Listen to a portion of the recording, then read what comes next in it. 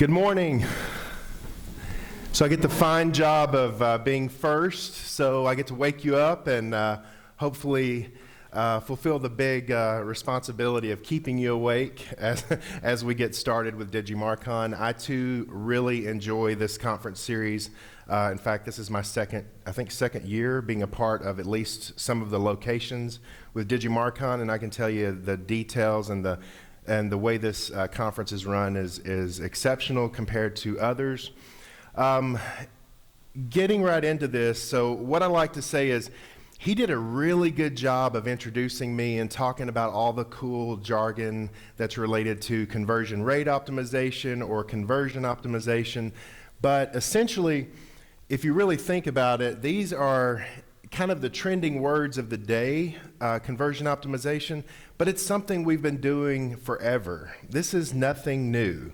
So when he mentioned that I like to simplify things, I really do like to keep things as simple as possible, because a lot of times today, what we try to do, especially as speakers, is we try to be really cool and do something that's extra innovative and talk about things that are sometimes above our heads. And I just want to point out today, or I want you to get from this, some real world tactics and strategies that you can take and apply it to your business and really make before our eyes, and they've always done that. So we'll just talk about food to get things started, okay? How about that? Let's talk about pizza. So raise your hand for all of you that have had McPizza. What?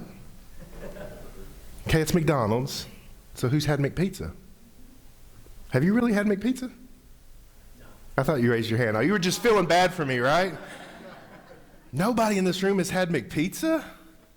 Wow. So this one's going to be good then. Because if you've had McPizza, it kind of messes up the presentation. So what I want to first of all talk to you about is the fact that McDonald's served McPizza. They're not serving it currently, but at one time they did, and they really wanted to make this a big hit.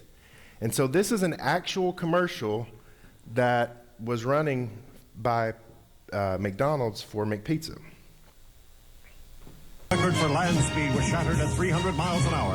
On water, a speedboat made the books at over 200 knots. By 1949, pilots had broken the speed of sound, and now... ma'am, here's your pizza. Already? Yes, already. McDonald's Pizza is freshly baked in our revolutionary ovens in under 5 minutes. Okay, maybe it doesn't break the sound barrier, but you've never had pizza so good, so fast. You've never had pizza so good, so fast. Did you catch that? In our revolutionary ovens that cooks the pizza in under 5 minutes. Wow, 5 minutes is what? It's not fast, is it? That's a lifetime at Pizza Hut. But still, McDonald's wanted to make McPizza a real thing. And the reason for that is because in the mid-1980s, McDonald's had no problem owning the hamburger market. I mean, everybody ate at McDonald's for lunch, and it was the go-to staple. I mean, they were killing the burger business. And they had a big hole in their strategy because people weren't eating burgers for dinner. So what they were trying to do is figure out, would people eat burgers for dinner? So they figured that out. No, they would not do that. They needed something that was a little bit bigger and more family kind of oriented. So they came up with the pizza strategy because at that time, pizza was hot. You had Pizza Hut that was killing it, Dominos, all these different companies were killing it for pizza. And who remembers when we used to actually go to a pizza restaurant and eat a pizza? Yeah, me too. We all just aged ourselves on that one. So, and if you think about it, for a burger company, it was not a crazy idea because the McMuffin. I mean, some people thought that was a really crazy idea. Are you kidding me? You're a burger joint and you're going to try to do breakfast on this McMuffin? What is that? But McMuffin killed it. So why couldn't they do the same at dinner? So they tried. So what did they do? What was their process? So at first, like I said, they thought, everything needs to be fast. It needs to be simple. So let's start with a calzone, because they can take that through, pick it up at the drive-thru. They can take it with them.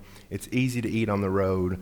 But that didn't work because, again, it did not disrupt the whole pizza industry where we all went to the Pizza Hut and we sat down around a table and we had a nice pizza.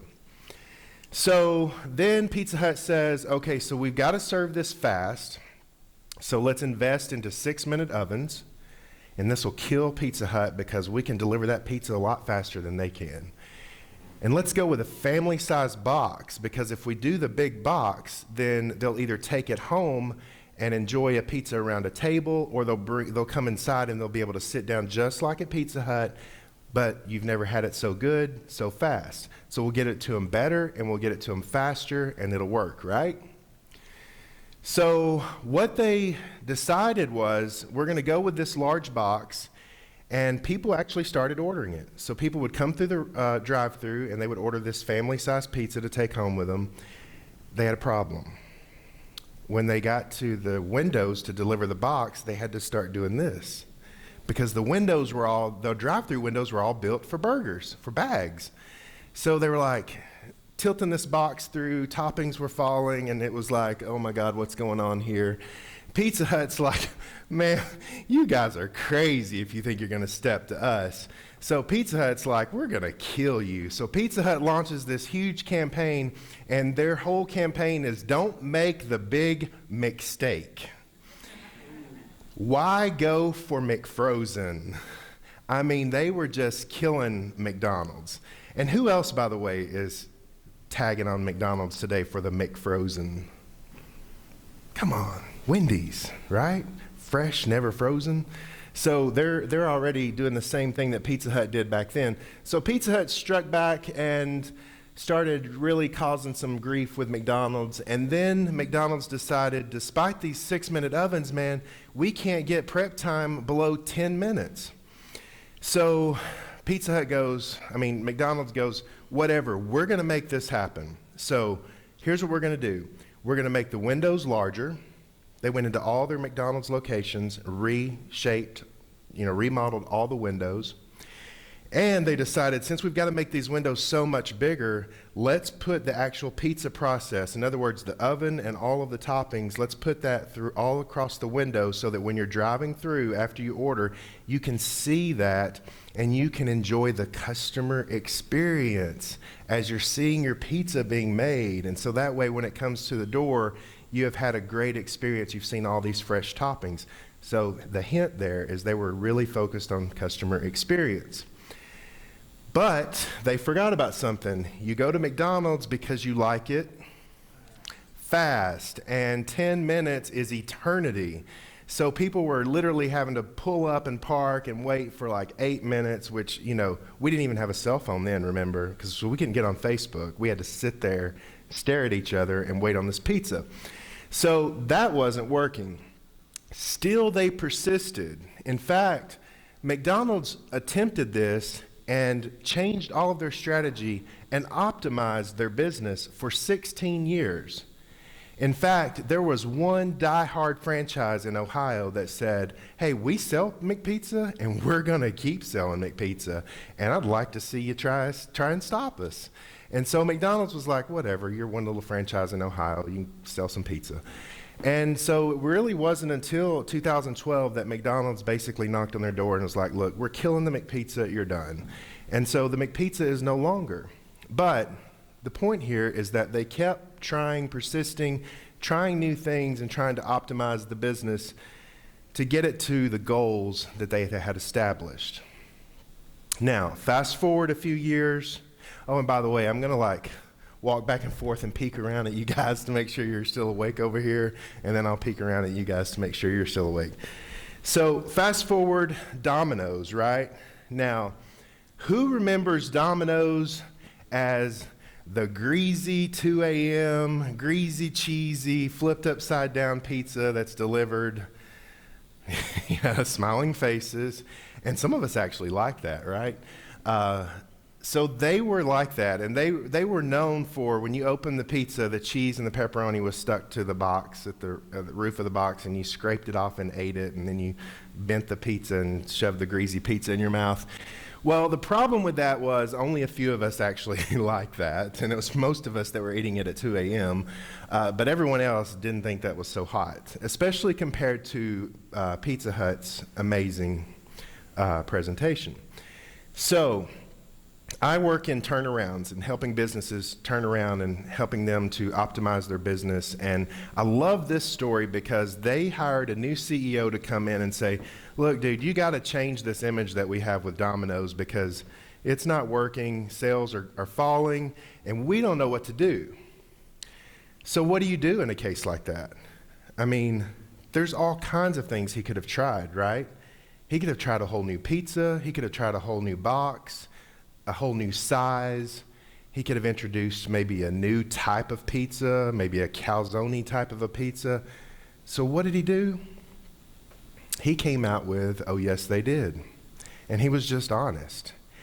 If you'll remember, basically, their advertising was, we know we suck at pizza.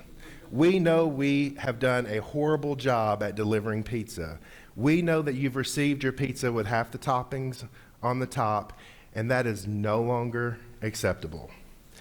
And so he was honest. He came out and he said what we've been thinking for years. And that's how they started this campaign, Oh Yes They Did. And the reason it's Oh Yes They Did is we were all shocked. Are you actually going to say that? Yeah, we're going to say that. And so they did that. And what I really admire about this company is what that did for the company. So this is basically the change in the stock price since Patrick Doyle's tenure as the CEO for this company. And what's really impressive about this is if you look at the stock price over the years, you can see Domino's right there in the red. But what's really cool, oh, I didn't get my arrows to work there.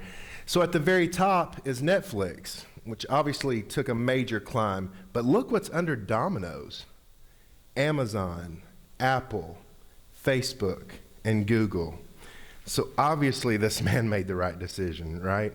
And obviously he made the changes and he optimized the business over time to get extraordinary results.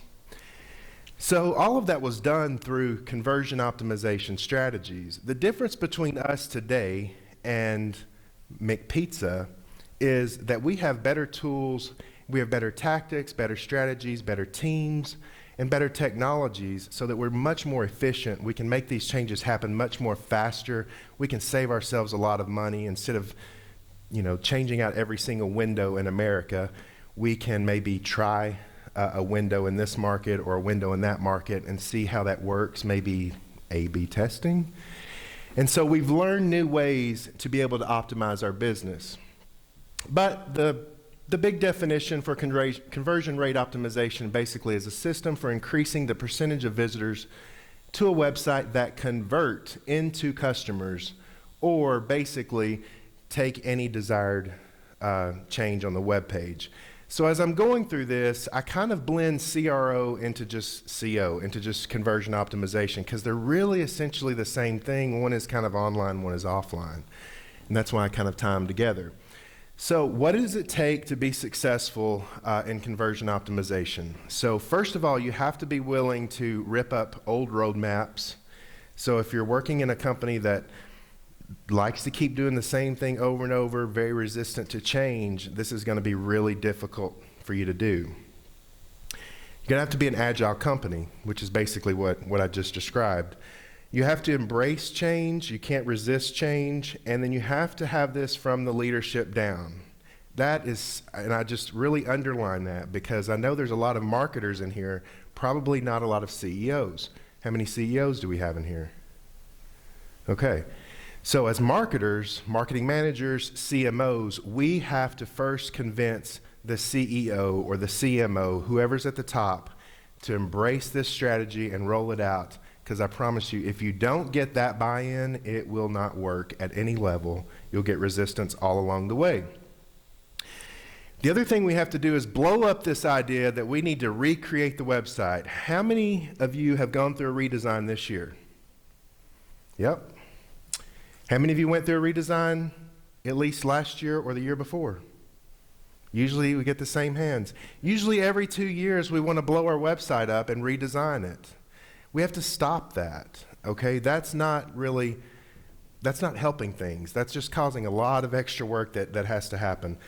What we have to do is kind of embrace this change one step at a time. So with conversion optimization, there's a path that basically I've embraced or we've embraced with our clients. First of all, there's the discovery and the goals stage, which I think happens with any strategy, right? So you need to definitely establish, what do the goals look like? What are we trying to accomplish? You also have to establish a hypothesis, and if this happens, this should happen. And then you want to obviously evaluate and analyze. And then you also have to have great reporting. You obviously need to be able to test this. And then just like SEO, I tell people conversion optimization, same story as SEO. It never ends. You're always optimizing. That's why we named our brand Constantly Converting. So you're constantly optimizing. It never ends. So let's get that, break that down a little bit more. So in terms of analyzing, what you're trying to do here is figure out what type of data do we have and what can we find within the data. Research, what and why is this happening? We want quantitative and we also want qualitative research. Generating insights and then finding out based on the data that we have, and let's face it, today we have all the data we could ever want and then some, right? In fact, for most of us, we got too much data. And so basically we got to narrow down the data that we want to select, and then we have to decide what is actionable from the data that we have. We have to prioritize any hypothesis that we have, and then we have to experiment with this and be able to do some testing and basically make some changes and then readjust and that sort of thing. So what are the keys to doing that? How do we take all of that sounds a little bit complex and break that down even further? So first of all, we have to realize that this is continuous. And then second of all, we have to be very careful with hacks and best practices. One of the top questions I get often is, what is the best practice for this? Well, so if you tell me what is the best practice for a homepage, I can show you 5 different examples of the best practice for designing a homepage. But what I really need to know is, what are your goals for your business? Because your best practice for your business, even if it's in the same industry, let's say an auto dealer tells me, what's the best homepage for an auto dealer? Well, it depends on what kind of auto dealer you are. Let's talk about that. So be careful with hacks and best practices, even within your own industry.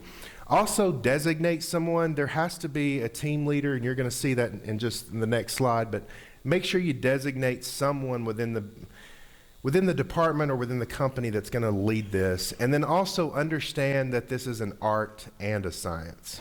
They go hand in hand. It's a data-supported journey. So what do the teams look like? Well, first of all, you obviously need a project manager, a data analyst, a designer, a copywriter, a developer, someone that can work with A/B testing. But if you're like most companies, you can't afford to hire sometimes 5 of those positions or even 3. So what we have to do is what we all do. We have to wear multiple hats. So you have to look at these different roles and see where maybe the designer could also be part of the developing and the A/B team, might even be part of the data analyst team. And then your project manager might also be the data analyst. The designer and the copywriting could possibly pair up together. But a good team that's going to handle and manage the conversion optimization basically looks like this. So as far as being data-driven, what I always like to tell people is when I give these talks, the most common question I get afterwards is, well, what do you recommend that we use? So none of these companies have paid me to tell you this. They probably should, but I'm giving you some of the companies that we use to gather data. So I would write these names down or take a picture of these, because there's millions of companies you could go to, but I've already sifted through a lot of those. So unless you've done that, this would save you a lot of time. Obviously HubSpot, you guys use that probably quite a bit. Kissmetrics, Google, I don't know if many of you are aware. Are you aware of Google Optimize? Anyone in here? Okay, several of you. So that's awesome. Obviously Adobe, VWO is one that's not on here, but it will be the next time I give this talk, because VWO and Optimizely right now are running hand in hand, very excellent. In fact, I'm kind of leaning heavily on VWO, and I'll talk a little bit more about that in just a second. I like heat maps, scroll maps, click maps, visitor recordings. Who's doing that? Who's watching that? 1, 2, 3, 4, 5, 6, 7. Oh, a lot of people. Okay, so I won't spend too much time on that. But for those of you who are not doing this or not aware of this, I think this was used either with Optimizely or VWO, but essentially you can look at your homepage or any page for that matter, and you can look at how much or how far people are scrolling on your page. And you can get an idea if all this great content that we have down here, 10% of our audience actually sees this. Or, wow, we have the most important messaging right here and 10% of our audience is seeing that. Or 90% of our audience is looking up here and we don't even have our brand's mission statement up here. So that's really good to take a look at. Also, what you can use are visitor recordings, and I love this because this literally takes a sampling of your audience and it records their click paths that they take. So basically you can get into the head of your customer and you can actually see through their eyes what they're doing on your pages. And guys, this is very inexpensive tools and very helpful. The other slide I don't have up here that I use often is the click tool. And what's really good about that, if we go back here, is I can literally take a look at home, about us, services. I can take the navigation menu and I can see that home is getting no clicks. About us is getting no clicks. 90% of the clicks go to services, 20% go to our work or whatever. It literally sorts it through. So what I do often there is sometimes they're not clicking on something because it's so far away to the right or because it's down towards the bottom. So what you can do is move that to the top if it's something that you feel is important and see, are they actually going to click on it? And maybe they will, maybe they won't. Maybe they don't care.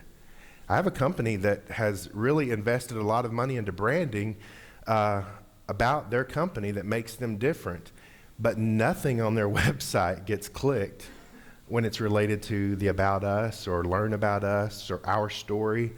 They don't care. So it's kind of sometimes difficult to tell people, they really don't care. They just want your product and they want it cheap. But you can show the evidence. It's not what you think, it's what is actually happening. So you can actually show the evidence to whoever it is to prove your story and to prove the reason you need to make the change. Not necessarily redesign the site, just move things around. So we all know what the sales funnel looks like, but here's what I'll challenge you to do. I challenge you to take this and put it on your board and then right out to the side of it, ask your team, what does it look like to the customer? Because you know what it looks like because you're doing the advertising, but the customer is what's important. So if you ask your team right now, what does the awareness stage of our company look like? When people are in consideration to purchase our products, what do they experience? When they get to the decision making or they get to the checkout, how does that feel to the customer? A lot of people can't answer that. And then once they become a customer of ours, what do they experience? And these are, sounds very simple, but again, these are questions that often get overlooked because we as marketers, we're trying to set up the funnel without really realizing what it looks like to the customer, on the customer's end. Obviously, before you make any changes, you want to start out with, if I do this, or what if we do this, I think if we make this change, this result's going to happen because I think the customers want to do this. So this is a good sentence to start out with before you start making a lot of changes to your website or to your business in general. Maybe McDonald's should have tested this one a few times, right? To see if people actually want pizza from McDonald's. Maybe they wanted spaghetti, I don't know. But great way to set up your hypothesis. And then which metrics do you improve the most? I get this question a lot, and I tell people, basically, most of you are like all other companies. You have limited resources, you're packed with all kinds of to-do lists, your schedule's overwhelming. So there's a lot of different ways you could approach this. But if I know your company and it's like most companies, I'm going to tell you a big secret. Start with the end in mind. And what that basically means is go to where they actually process the money and start optimizing there. So, if you have to start with the homepage or the checkout page, if I could get 20% more of the people who are on your checkout page to do something more, would that be more important to you than getting 20% more people to come to your homepage? Obviously, the answer is usually absolutely. So begin with the end in mind. 20% checkout versus 20% on the homepage. And so then people ask, drill it down even further. How do I prioritize? I've got all these ideas that I think are going to make a difference, but we can't implement all of these right now. It would take us 6 months or a year. So how do we prioritize? So that's pretty easy as well. Look at what's going to get you the most results with the least amount of effort in the least amount of time. So the nice set value, sales value, effort, and time. So basically divide that by 3, and then take all of your ideas, set them up like this, divide by 3, and then just start prioritizing just like that. And then you create your hit list. Make sense? Awake?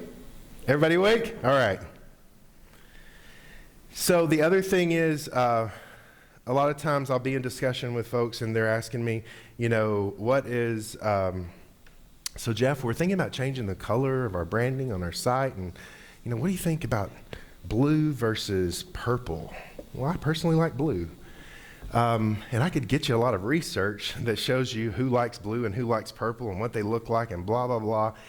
The question we need to be asking instead of that are questions like, where do most people get stuck in the buying process? If we were to change the checkout button's color at all, do you think it would stand out?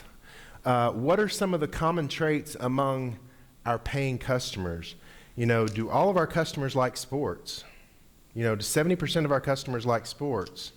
Then why do we have an outdoors theme? Or why do we have a galaxy theme on our checkout page? What hesitations do our leads have that prevent them from buying? And these are things that you can see in those recordings and how people are clicking on the page. Where is it that they get frozen or hesitate? Maybe they go to the home page, maybe they go to the product page, and maybe the product page is where they hesitate and they stop. Why?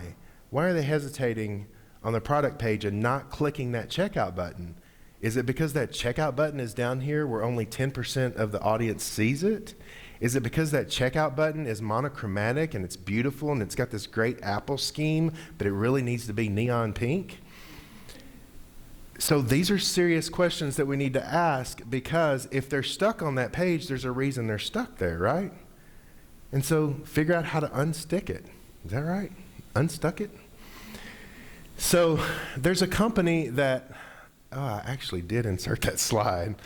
There's a company that I've used before as an example, and I've bought a lot of domains over time, and I think you have as well, and you can relate to this story. There's a company that I've purchased domains from over time that literally drove me insane with the process. So I would go put in my domain name. Yes, it's available. It's only $9.99. Drop it in my checkout box. Go to the next page, and suddenly my price went from $9.99 to $99.99. I'm like, what? And so then I realized that I've got 3 pages of items that I have to now uncheck or delete. I've got my free website, that's $39.99. I've got 5 years, not 1 year. How many of you hate that part? Not many of you, because you buy it for 5 years, but if you're doing like a landing page, it really gets on your nerves. And then they've got like this free privacy. They've got all of these different things. So literally you have to uncheck 20 boxes and go through 3 different pages, and finally you get to check out. So have you all had that experience? You know who I'm talking about, right? It's a really great company. And what they've learned over time is that complaint has bothered their business. And so what they've done now, if you go and check out now, you get this nice one-page list here. And what's really cool about it is they've consolidated it all into really quick bullet points, and it's all on one page. So I want to buy this $9.99 domain. They want me to buy $92.30. I get that. I'm okay with upsells. But the nice thing is I can really just quickly uncheck those or delete those and quickly now check out. I don't have to go through 3 pages where I'm like, oh my gosh, if I get another page, I'm out of here. I'm going to a different company. So they have literally consolidated that process down. Now, a lot of you are looking at this and you're thinking to yourself of other ways they could make that page a little bit like easier on the eyes or a little bit easier to go and see which buckets that you need to pay attention to. Like, for example, this information here is really not information that I have to change or uncheck, but it's all white. So what if this stayed white, and what if all of the items that related to a charge were kind of gray boxes?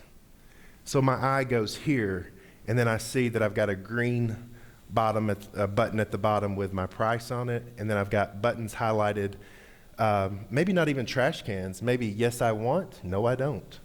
Would that make it easier? I don't know. I would test that hypothesis. Would you test it? Yeah, and I bet they will. I bet they'll actually test that, and that could actually change over time.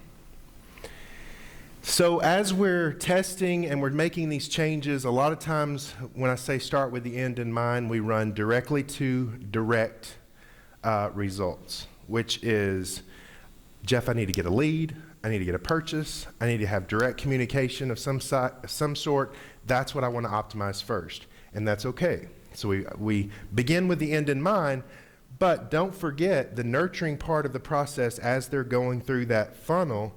You also want to have people, if you really need people to sign up for email, if you need to collect email addresses, you also want to be able to optimize for that. Maybe you want to attract more Twitter followers, then have you got that buried at the bottom of the page? Well, you're not going to attract many followers unless you move that up into the actual process as they move through. So you have to decide, what are the nurturing steps that we want to optimize for? What are the direct purchase steps that we want to optimize for? Okay, so all of the testing out there that you'll find in all of those sources that I've given you, you can test and try all different types of strategies for testing, but the one that most companies recognize as the easiest way, if you could only just run one type of testing to optimize your company, just run A/B testing. It's the easiest, gets you great results, tells you quick and easy, 20% of my audience went to this page and I got a 15% click-through rate, and 20% of my audience went to this page and I got a 7. Easy. Go with this. And then keep optimizing that. So the A/B testing always wins. Most people find that it's the clear winner every time in terms of what style of testing. And then also, when you're looking at your page, really pay attention. If you're in e-commerce, really pay attention to the add to cart button, because simply changing that color, and you would be surprised if you go look at a lot of companies right now, they don't have this color standing out. And you know what? You don't have to understand the science of color. I mean, if you want to do that later, that's fine. Who's got time for that? Honestly, just pick a color that's different, or pick something that's within your branding scheme. Just change the color. Just as long as it's not the same and it's different. Statistics show that on average, just changing that color is about a 36% lift. That's crazy. Literally, change one color on your site and it could give you the performance of redesigning your entire website, which for many of us has taken an entire year to do. So that one little change could make all of that difference. I love this because we all see this slide. If you Google baby pictures, this is like the one that we always get, and it always shows up in every presentation. So when I found it, I was like, absolutely. So what's interesting about this is if you want people to pay attention to the baby, you position the creative this way. But if you want people to pay attention to the messaging, you have the baby looking at the message, and look what happens. Slight change in creative, and you've probably got this photo your photographer gave you this for your product or whatever your image is. They gave it to you in all different types of formats. So literally, this is an A/B test. Hey, let's try having the baby look at the creative and see what happens. And look what happens. They suddenly start reading it. Okay, so here are quick and easy, down and dirty tips for your homepage, because homepages are extremely important. And most of you know this. You've got the 5-second rule, and a lot of us know this, but a lot of us have not acclimated to this. And there is a huge difference. We think that our 5-second scan is the typical consumer scan. So sometimes I tell people, your 5 seconds is their 3 seconds. Okay, so it's actually a 3-second rule. But literally, you've got about 3 seconds to tell this person that you, A, are the right place for them to show up, you're trustworthy enough to purchase from, you have what they need, and then what's next? What do they do next? Okay, I found what I'm looking for. I can trust them. They look like a great company. I'm in the right place. And then we forget. What do you want them to do next? You gave them everything, but then you told them, just hang out. Check out our homepage. No, a lot of us are now having some sort of box on the page that says, to continue, go here. And that's kind of the old way of doing it, but hey, at least you're telling them what to do next.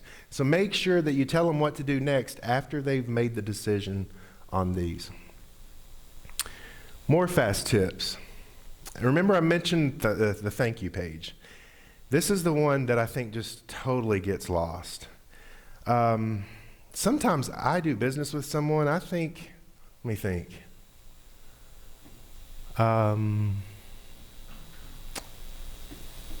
If you really think about it, think about your last few purchases online and how much money you actually spent. Did they even send you a thank you? And if they did, what did it look like? Did it feel like, everybody gets this? Did they offer you a tip or a bonus if you come back in the next 5 days? How many of you have done the Kohl's shopping and then you check out, you've spent $300, which is like $200 more than you wanted to spend, and then they toss you some Kohl bucks for $100, but you got to come back in 7 days to spend it or it's gone? I'm like, please. But how many of you hold on to that with good intentions? I'm going to go back in 7 days. And some of us do and some of us don't. But how cool is that? They could have just let me check out and leave, and who cares if you ever come back? But what are we doing once people become a customer? Remember the funnel? What do they experience when they become a customer with us? What do we do next? Do we ask them, hey, you just spent $1,500 with us. You might want to know more about our company. Sign up for our email newsletter. Or you just bought a product that has 20 different variations, so you might want to know about these upcoming variations. If so, follow us here. If so, sign up here. So we really have to think about that thank you page. Using one metric in A/B testing, and for me, if you're in e-commerce, it's very simple, revenue per customer. I mean, there's a lot of different ideas out there, but for me, it's who's spending the most. I'm going to optimize to those. Interrupt them. So this goes back to the homepage. Tell them what to do next. So if they're seeing this beautiful homepage and they feel trustworthy, they know they're in the right place at the right time, and they have the product, have something that comes in and says, hey, check out now and receive this free gift, or go immediately to checkout and receive your bonus today. I love the pages where I go to it and they say, almost every retailer now has receive 15% off, sign up for your email, or drop your email in for an immediate 15% off. And most of us do that, right? I love the ones that says, no, I don't care about discounts. Because then I'm like, man, you got me on that one. Because everybody loves the 15% off, so I give them my email address, and there I am in their funnel. Also, designers in the room, you're incredibly important. Don't get me wrong.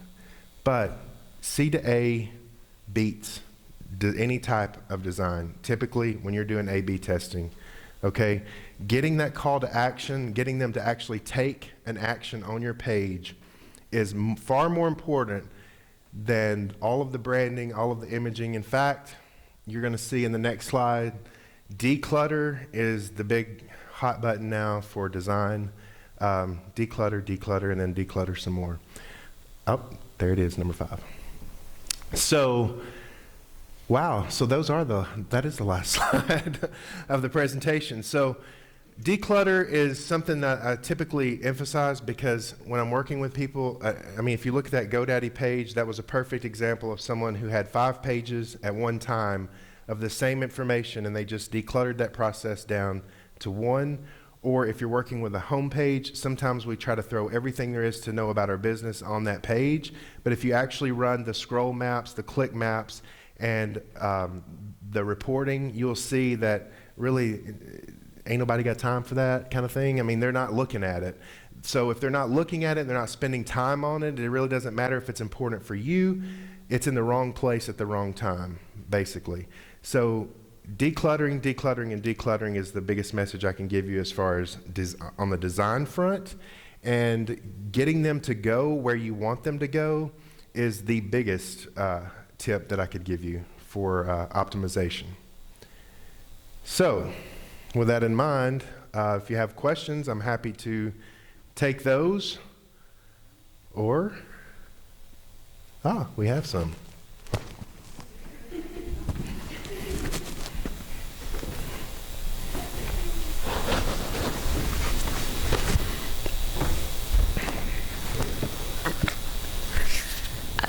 Hello.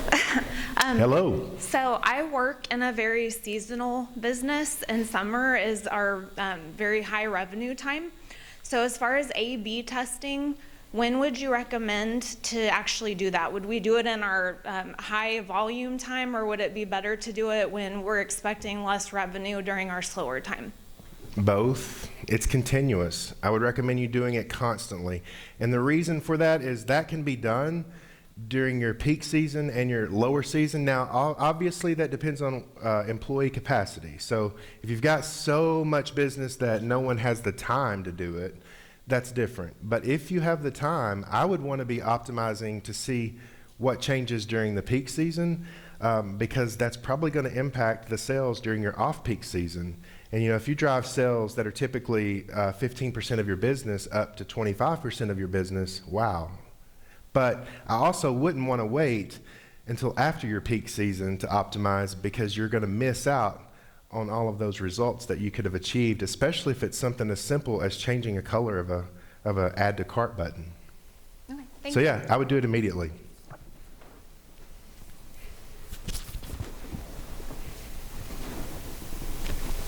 Hi. Related to her question, what's for example, you're sending out an email with an A/B test. What's a good look back period to that you'll have a good idea that the results are valid? Okay, great question. So typically with a lot of these different companies that I mentioned, they're going to give you basically a code to slap on your page, and it's going to track or it's going to do the testing. But as long as, to me, the time is not as important as the sample size. So if you already have, let's say, 10,000 or 20,000 visits to your website, you don't need that much time to run a quick sample A/B strategy. So I mean, I've run it in 3 days and seen results on an A/B test. Now, if you're still building and you don't have that much traffic, then you may not have enough of a sample size. But typically, I mean, you can see the results really quick. So I look at the sample size versus the time that it's actually running. But ultimately, you look at both. But I mean, you can make really quick changes with really quick samples. Hi.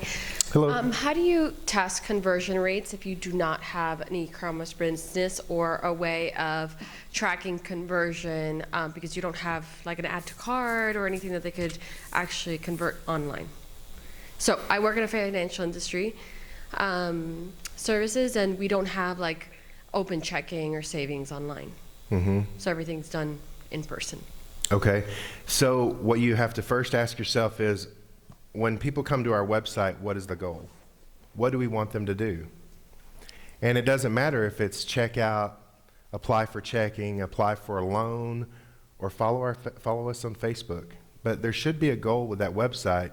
You know, if we're going to send 10,000 people to our website, we should want them to do something. And that's what you would optimize towards. It doesn't matter if it's checkout or purchase or call us or email us or whatever it is. Maybe it's to go to a page and learn. Maybe it's a company that is being acquired, a merger that's happening, and you just really want more people to learn more about that merger and the new brand that's coming in, and it's a customer service thing. Then you're optimizing literally to get them to that page. So yeah, that's why I blend conversion optimization and CRO, because so many times we all talk about CRO and conversion rate optimization, and that really relates a lot to e-commerce, but it doesn't always relate to a mortgage company or construction company or someone who's service oriented. So that's why I kind of blend those together, because it works for both.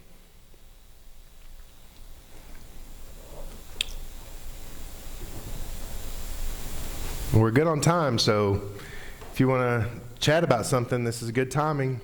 Or if you want to go back and watch the commercial again, I can do that. Yes, all the way in the back. What's the most counterintuitive test that you've seen run that you thought, no way this is real, but it actually was? No way is this real? No way that this actually like fit. When you thought, you know, the control was going to be defeated by the new variable, but actually control won surprisingly. That's good.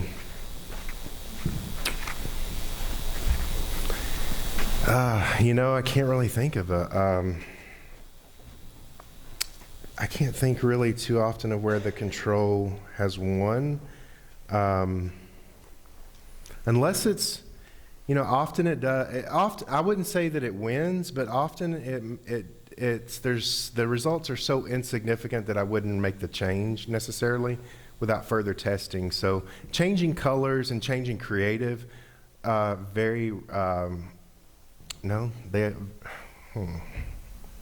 a good one, man. Think of a moment when that actually happened. I don't know. Has anyone run A/B testing where that's happened before? Yeah, one thing I'll add, I wanted to talk into the box as well. Yeah. Instead of turning my mic I on. love the One box. of the things that I've run through with testing as well, and you have to be careful of, is making too many changes. If you're strictly making one-on-one changes, but statistically, and it proves itself out in math and it does in landing pages, that if you're altering the color and the font size and two other things, you're no longer actually giving a good test versus control. And that's something that I've run into, having just worked for a brand back in January when I made the shift. That question can get answered a little better, to me, just my opinion, when you narrow it down. So I think that's the only time, if the math works out, then the math works out. But changing it too many variables just changes the validity of the test.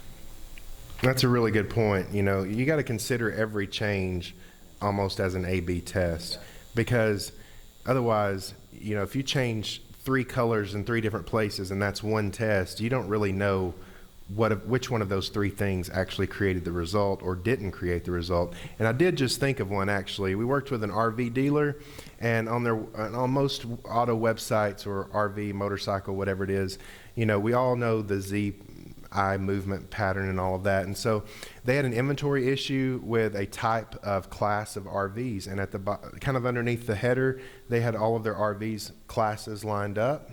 And one of those classes that was over here, they had a lot of them in inventory. And so our hypothesis was, if we move that class over here to the left, where everyone goes here and they click here, we think that they don't know what they're looking for. So they're just starting at the first class that's available, and they're seeing if that's an RV that they want to purchase.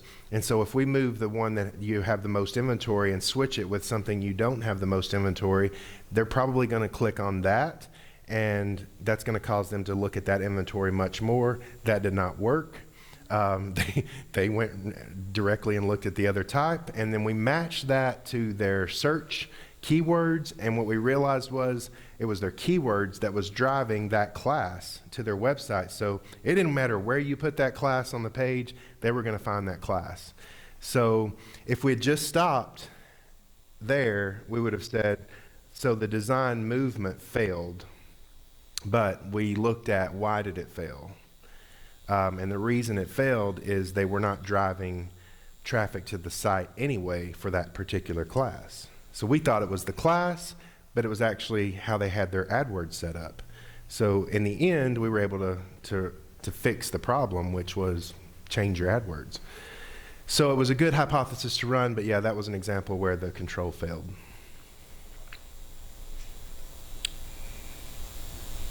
What else? Yes. The other thing I'll say while he's getting the box over there, I have all these tools on my laptop out there, so if you want to run a quick test of your homepage or a landing page and see what that looks like, I'm happy to do that for you. I may be limited on time, but it takes like, I don't know, 3 minutes, 4 minutes, and then I could probably shoot it over to you, or I can help you go to the website and download it real quick, and then you can do it later. Yeah.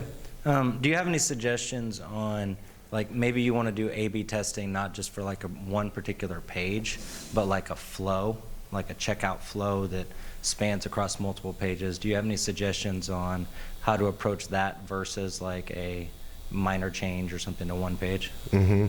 So that's a really good question. So I love the recording first. I want to watch how does the flow take place right now, and how would I like to affect that flow? And then I work backwards. So start with the page that you typically have the result or want the result to happen, or you need the result to happen, optimize there, and then go back according to what you've seen in the recording trail of how they're actually flowing, if this is making sense.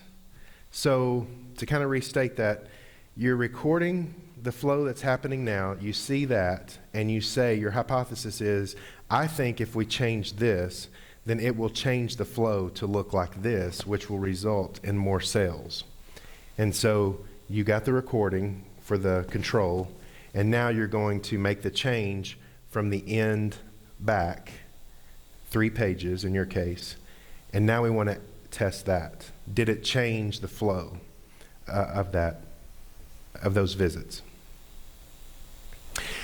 And for those of you who have small businesses, I know we have a few of those featured here. These programs are so easy to use that, like your sliders on your homepage, like you can literally change out the slider in the software and select, I want to show this slider to 20% of my audience, and then 80% gets to see my normal website. And it's literally like a point and click. What you see is what you get. Super easy. These are not complicated things to do, and I always like to try to point out how simple things can be, because sometimes, you know, especially as experts, we want to be the only person that can do it.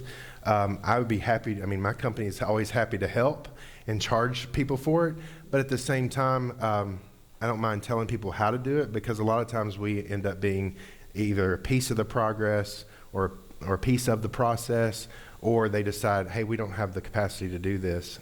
Can you just do this for us? So it is not that difficult. It's just you got to invest the time, and you've got to have the right setup, like I said, and then you have to have the right leadership from leadership down. I won't even touch this stuff unless the CEO or the CMO is totally on board, because, you know, a lot of times they're pushing for a redesign, or let's scratch this and let's go with something else, and they don't realize the power of making minor changes. All right, we got time for one more. You're the lucky last question. Here comes the box right behind you. Outstanding, Jeff. Thank you very much. I particularly love what you say about it being an ongoing process that kind of never ends. Well, one of the things that I learned about the small companies when I was working with them on A/B testing is that if you don't see statistically significant results, take a look at the scope of the change you're testing.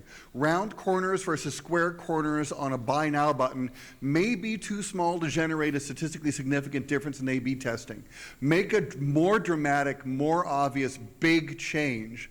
I know it's kind of frightening to A/B test a really, really big change, but the results might be absolutely delightful and they might really surprise you. So don't worry about the low statistical significance, just make your change larger. Excellent point.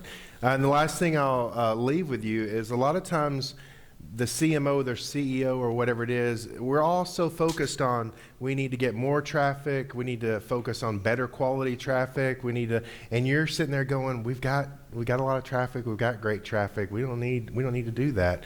And there's kind of like this tension with that whole struggle. This can fix a lot of problems and avoid a lot of investment into generating more traffic or changing the entire traffic to the site. I would not go down that road. If you have a heavy investment that you think as the marketer is working, before you go down the road of changing all of that, make some changes on the site, and make a couple of bold changes. And if you see improvement, then you've just saved the company from going down this road of investing into different or more quality traffic. Yeah. All right, guys, I'm out, but I'll either be hanging out here learning from the other speakers or I'll be right outside, so happy to talk to you.